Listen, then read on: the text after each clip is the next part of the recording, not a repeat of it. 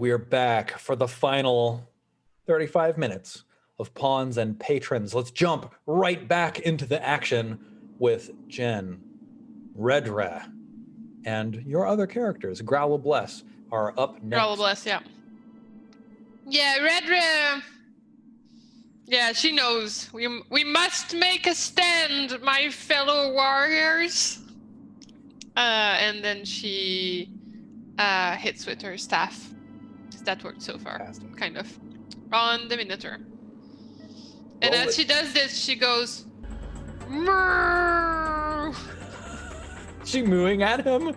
Yeah. Oh, unfortunately the moo distracted her and she was not able to land the hit. What about Growl Bless?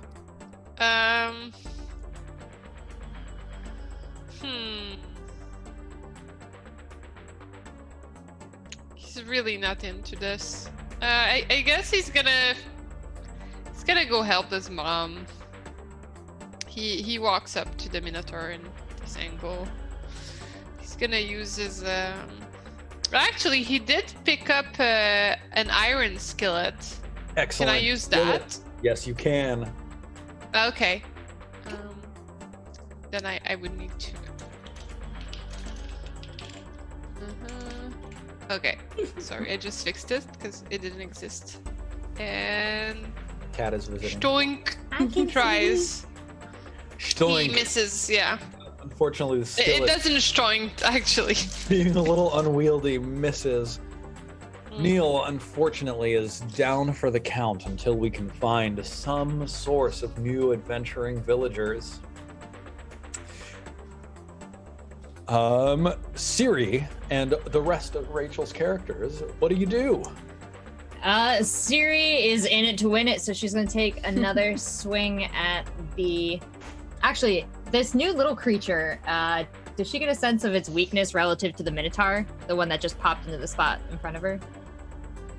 Is it like a smaller, so the Minotaur is obviously bulkier and like more bestial. These other villagers are not as completely transformed.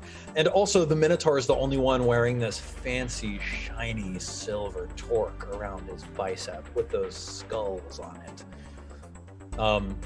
But the Minotaur is also like, it's bleeding quite badly. Let's see. Siri wants to do two things. She is going to attack the Minotaur, but she already has some of the Minotaur's bright red blood on her blade. So is there a way she can like flick this at his face and ideally over his eyes? So like, you can try this and we can say that that's what your character is trying to do. It's not going to do anything. Yeah. But it's the exact kind of thing that when Siri rises to become a warrior, she'll be able to perform with a mighty deed of arms. Siri puts that away in her head as a goal that she wants to live long enough to achieve, and instead just seeks to bury her weapon into the rended flesh. It's a walking stick, so she's gonna bludgeon Her walking stick into the rended flesh. Oh, yeah, unfortunately an 11 doesn't quite do it. This Minotaur parrying the blow with his great axe. What does Beverly do? Well, Beverly sees this parry and notices that it leaves an opening on the Minotaur's flank. So she, in perfect sync with her lover, is going to also attack with her hammer to the ribs. Man, oh man, not quite. No. His leather armor draws your hammer aside, turns your hammer aside. Are Donatouche and Agnes gonna do anything? Yeah, Donatouche got that second dagger, so she's gonna chuck this one into the midst of her friends and gotta make it happen. First of all, hopefully not kill anyone that she likes, and second of all, maybe do some damage to the Minotaur. Ooh, 1 damage to the Minotaur, a dagger sticking out of his shoulder. I'll take it. Not and bad. let's see. We're gonna take a quick look at Agnes here, because Agnes has been a massive coward, but she's really inspired by everyone else. So she's gonna start sizing up 3, 5. Can she get here, or no? Is she still back one? Yep, she can get there.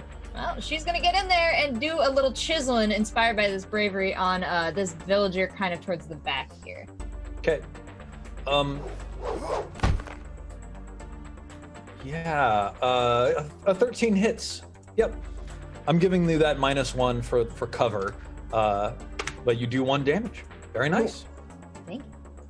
Anna, Fran the horse lady is like Frantically sort of squeezed in the corner. Frantically? Ha! Nice. Whew. So a 13 hits, and we've decided that the minimum damage you can deal is 1, so you deal 1 damage. This Minotaur is nearly dead, but not quite. So Can I try to get Rachel again?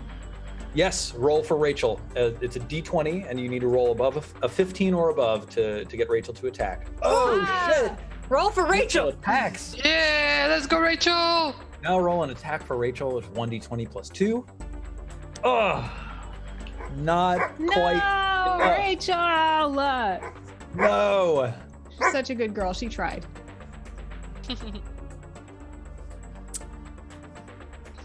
Let's see here. Okay, I'm gonna roll 1d4. On a 1 or 2, the Minotaur stays focused on Siri. On a 3, it's gonna strike at the dog. And on No! a 4, it's gonna strike at Fran for being the last person to actually deal damage to it. Strikes at Siri. Let's take a look. As long as it wasn't Rachel, I'm okay. Oh no. What is this? Siri, an axe comes cleaving in your direction Oh. Jeez.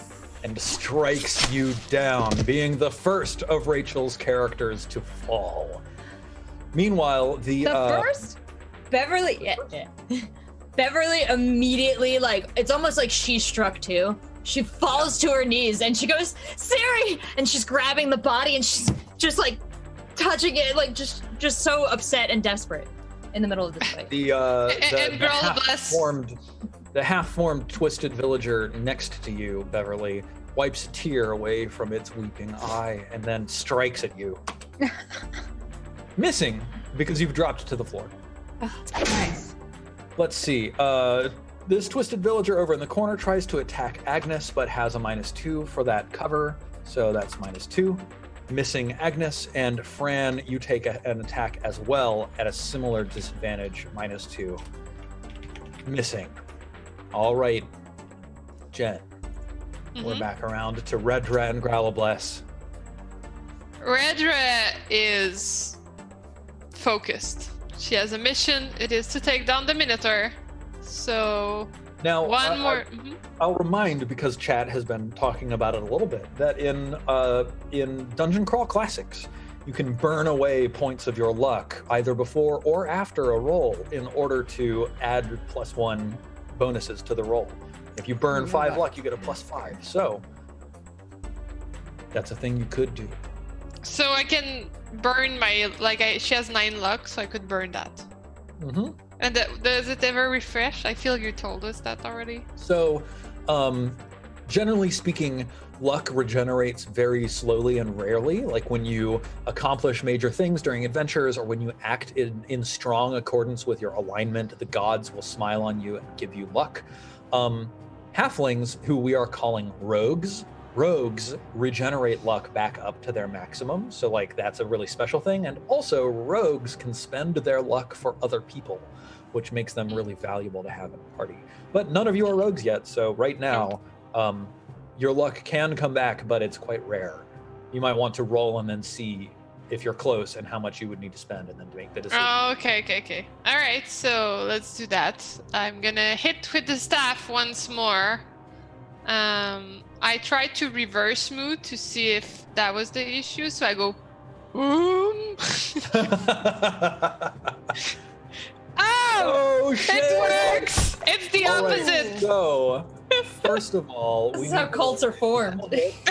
So, because you are level 0, you roll on this crit table 1 over here on the right. You roll 1d4 plus your luck. Plus your luck bonus. Oh, luck bonus, so it's 0. Okay. 3. Roll a 3. You have delivered a stunning crack to the forehead. You inflict plus 1d3 damage with this strike, and the foe. Plus, wasn't it supposed to be plus her luck? Her luck is 0. Yeah. Oh. Yep, her luck modifier is 0. Yeah. So roll I 1d3. do D3? Yep. 2. So I do 3 damage total. Your staff staves in his skull, and he falls to the ground in a lump heap. And all of the other twisted villagers immediately drop their jaws and quail in fear. Growlabless, what do you do? He goes, Aum! Aum! Aum! He's inspired by what his mother just did. It's really unlike him, to be honest. But yeah, he's gonna... He takes the iron skillet again and is gonna try to go attack one of the little... Awesome. So you're gonna step in? He steps over the corpse of the Minotaur. Yeah. His mom is like really surprised by this, and then he's gonna try to stunk this guy. That's character growth right there, ladies and Yeah, gentlemen. so fast. They grow up so fast, she says. So he goes, because he thinks that helps, and it does help. Oh my god, 5 damage. The oomph is like really effective. So Growlabless, would you set your action die back up to a d20 and roll again? If you get less, we're just going to use the 16. If you get a 20, we'll actually have you crit. I see. Like that's the reason to roll again. Okay, let's do it. 12. Okay, so you rolled a 16, you Yeah. hit, you deal 5 damage, you completely brain and slay this twisted villager. Redress says, "Good job, boy. Rachel. I hoped you had it in you." Nice. Rachel, it's your turn. Agnes, of course, is kind of blocked by this wall, so she's got a -2 to attack, but Ciri has a clear attack, and Beverly could step in and make an attack. Ciri is dead. Ciri is dead. Oh, yeah. we gotta Could you update forget? that. Is all that Beverly says. So yeah, it's only these 2 villagers here, G and D, correct? Yes, well, there are 2 others that went running away back inside. I think they've probably like sort of run out of view by now. So Beverly had collapsed on top of Ciri, but now she's going to rise furious and just take her hammer and swing for the center of villager G. Nice. Sorry, Ciri, I'm gonna close your, your player board there. 12 hits, dealing 5 damage and murdering this villager. You're just cleaving through them now. Anna, Fran is left standing and is also next to the only remaining twisted villager. Frantic staffing. Oof, oof. Unfortunately, this one doesn't go quite as well. No. Fortunately for you, this twisted villager turns and runs. Fran and Growlabless both get to make attacks of opportunity, so both of you go ahead and just make free attacks. Nice. Also, I get to do Rachel before the end of my turn. Yes? Oh, that's not gonna work. Yay! Fran, you rolled a 20, so please roll on the crit chart. You need to roll a 1d4. Oh, well, your attack roll is -1. Yeah. 2, the foe is jabbed in the eye, ugly bruising, and inflict plus 1d4 damage with this strike. So roll another 1d4. Ha! 2 damage total. You get him in the eye and he goes running away, shrieking as he paws at his face. There's like a big ugly bruise rising, and he just runs away, running up the stairs this way. All right. That's the end of our next deadly combat. And once you move into this room in here and overcome the stench, you see that there are like approximately 7 people sort of strung up on the walls here, hung up by their ankles via chains and such. Let me see if I can read you what you see. The hot stench of rot rolls from the tower, raising bile in the back of your throat. The floor of the wide tower is covered in rotting hides of cattle, sheep, and humans. A narrow staircase spirals around the tower and wall. Dark forms hang from chains spiked through the wall. Surely these are your fellow countrymen. Let's see. Yeah, so what are you doing now that you are like here in the tower? The twisted villagers, these beast-formed creatures have fled. What do you do? Fran goes to recollect the livestock. Nice, yes. Beverly is weeping and distraught, and Agnes is actually comforting her. But Dunitush is tentatively peeping in and exploring this area. Nice. Redra specifies that this is not a time for crying. This is a time for accomplishing our mission, and that she's kind of wasting her time. So let's go get those villagers. Yes. Yes, yes. This makes Let's go get Beverly them. sob more. Oh my god, you're like my son. Jeez. Get a grip, lady. Wow. I loved her. I loved her so much. Let's see. Gralla Bless is like a little bit ashamed as his mom like right now. He's like handing her the equivalent of a tissue or something. Yep. So, Redra, you're trying to get these villagers off the wall. Yeah. Fran will help. That's fairly easily done, especially when you like apply the crowbar. You can unhinge these things, and the villagers get upright and shake their heads and feel a little bit better. Did someone say they were like searching the room? Dunitush is kind of like looking around for shiny magpie things. Yeah. So first of all, Dunitush, in response to shiny magpie things, that silver torque on that champion minotaur head guy, that looked mighty fancy. Dang it, I meant to pick that up and I forgot. Just like, what are the dimensions kind of that thing? Because it was on a minotaur bicep, right? Yeah, but these are like twisted villagers, so it's like, imagine some beefy dude who like has like, some fancy jewelry on his bicep, like that's kind of it, it'd make like a good necklace. Yeah. Dunitush like tries to interact with it, but ultimately gives up because it's kind of like a little too big to conceal and like doesn't fit anywhere on her like childlike body.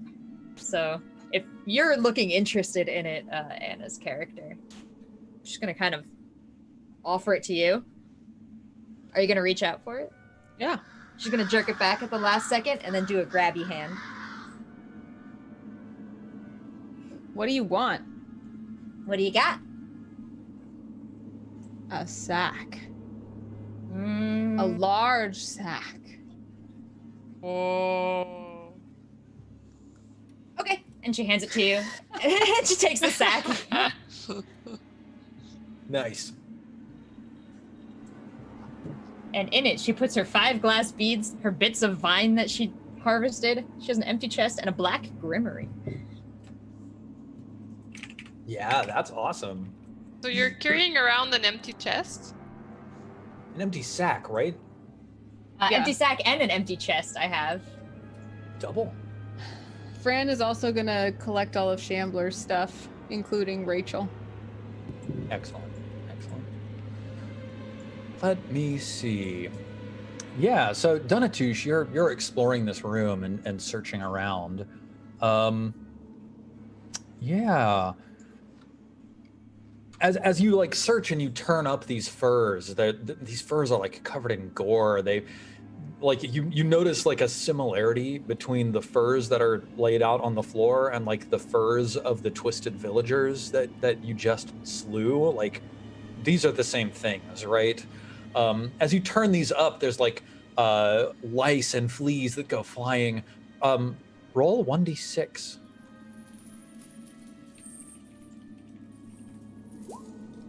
Cool.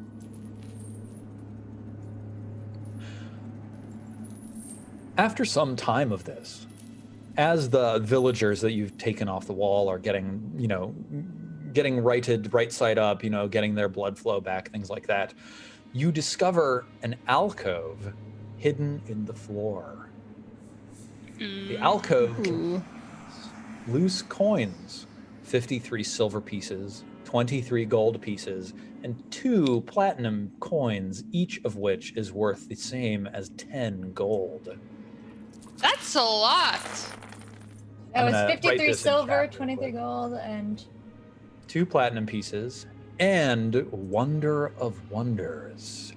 You find a finely crafted elven short sword. It's one of those ones that has like the sort of wavy blade that like bulges out towards the tip before tapering to a fine point. There's engraving on it. It is set with emeralds, wrapped in a simple green cloak. You notice as you're unwrapping this cloak and revealing this gorgeous short sword, which surely would be worth a significant amount of money. That there's the hem of the cloak is sewn around something that crinkles as you touch it. and Dunitush is finding this, right? Yeah. So Dunitush realizes that she can't hide this sword. It's very sparkly and it's like almost as big as she is. So she's kind of like pulling it out into the room and saying like, "Hey everybody, look at this sword I just found." And she's put all the money with her left hand into her purse. So you guys don't know about any of that, but take a look at this bright sparkly sword I found. And then I'm gonna poke the crinkly thing, but I Mother told me not to be the first to investigate the mysteries. Do we really does it work, her whole hiding the money thing without anybody noticing? So here's the thing. Money is nice and all, but money gets taxed. So like, if she thinks that she can hide that cash from what's his name, Justicar Snish, then like maybe she can. Maybe she'll even decide to share some of it out with you a little later if she's able to like secret it away. But if she hands it out and then y'all go throwing money around, you're gonna have the king's men after you sooner or later. So like, we can argue over it, or we can decide that like, no, money always just gets split evenly. But like, it's also like kind of okay to let people try to figure it out. And also, for what it's worth, the sword is worth far more. Yes, everybody pay attention to the sword. Fran is like, whoa, and reaches out for it. Just grabby hands again at you and puts a foot over the sword. I have crutches. She pans the grabby hand out to other people. Redra looks through her stuff. A torch? Thieves' tools. Beverly is actually just gonna walk in now, having had probably the worst day in a long run, and just grab the sword. And then look at Dunitush, and then like just stick it into her belt. Nice. Now, there is one other thing, that there are 3 torches in sconces on the wall that are still flammable. So if anybody would like to add 1 to 3 torches to their kit, feel free to. But while all of this is going on, the villagers get their wits back about them, and one of them says, "You all seem like you know what you're doing. This is a horrible place. We need to purge it. We're joining you." Welcome to our party. I am Redra, leader of this group. Neal, would you do #ChargeN? And I believe that we can do this so that each person gets back up to a complement of 3 characters. So Neal, you can do this 3 times, and then Anna can do this twice. Yeah. Amazing. Fantastic. So Neal, tell us who you've got, just like really quickly. I've got the Navigator with pretty average stats, 2 HP. He's got a lucky sign for his birth augur, and he uses a short bow. I also have my poor street urchin with the high agility, but, you know, kind of middling everything else, who also has a lucky sign birth augur and uses a stick. And lastly, I've got the cook. The cook is just a cook. Very staminific, high stamina, low strength. You're going to have to 4 remember HP. when you record their note, of course, that the cook is non-binary.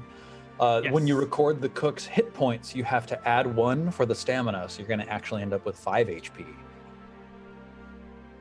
Jen, you were only able to regenerate 1 character. Oh. So your first Crap. one is this blacksmith. No, so I'm not getting the jester frog. Oh no. Okay, all right. I'll let you take the frog jester. Yes. Frogs live on. Yes. Whew. I That's thought I was amazing. regenerating too. That's why. Sorry about that. No, everybody But yes, can I get the return, frog. return up to their maximum of 3 current characters. So Anna, you can now generate 2 characters. So give me a hashtag charge in. A farmer. Ah, maybe. Oh, and they have a dog too. Yeah. Fantastic. We're getting so many Gambler's dogs. neighbor.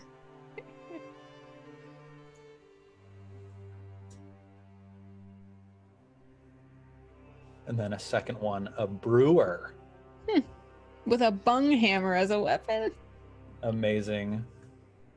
And your hit points there are actually only going to be 2 because your stamina gives you -1. Oh man.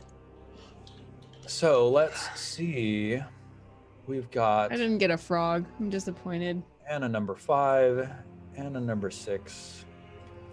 Jen number 6 is the one who counts. And Neal number 5, number 6, number 7. Excellent.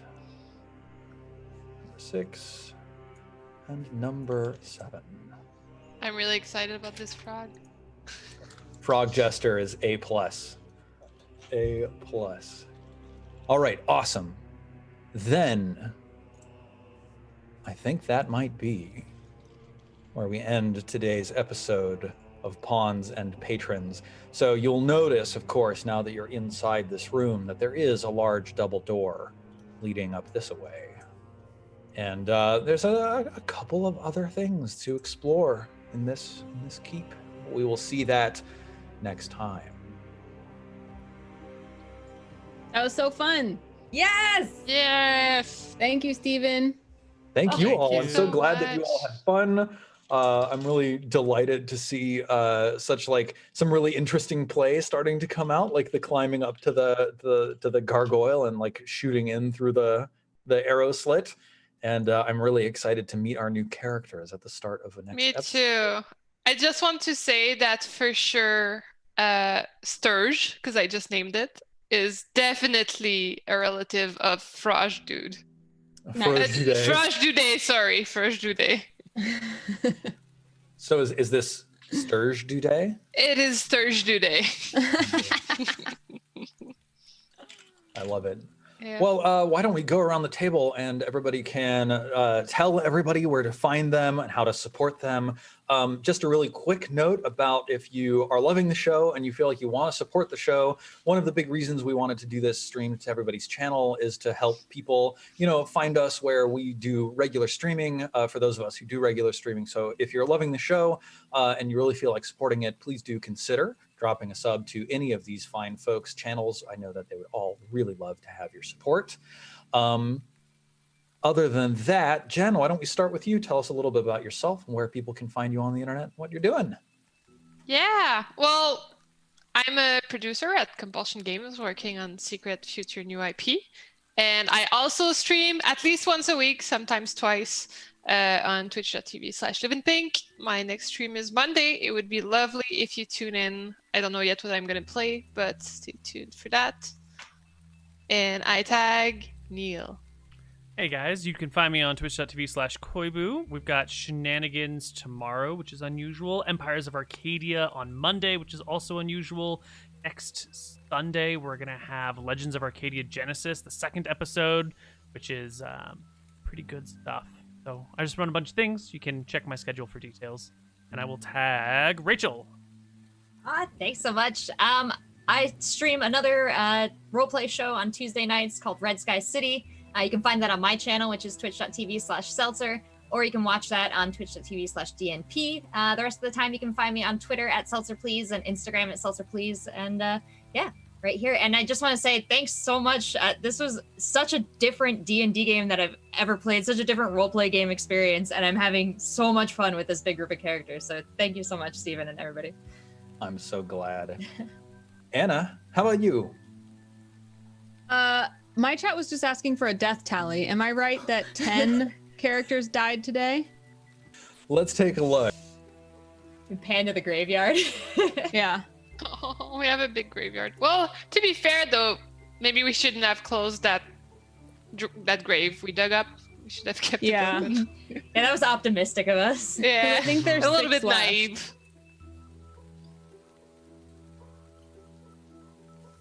Yeah. Oop, I think it's more than that. Because we've got Hagatha dead beneath the portcullis and Barbara dead in the pit. That's true. That's 4, 5, 6, 11 characters died. So of our original 16, only 5 remain.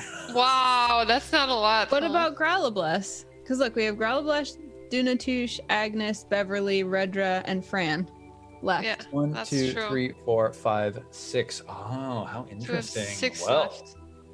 then I must have miscounted. So, a deca kill for today. Yeah, I'm Maybe- surprised that like my characters with a relationship survived. I kind of expected relationships to be broken very fast. Oh, I counted the Bestial Champion as one of the players. Ha! Ah.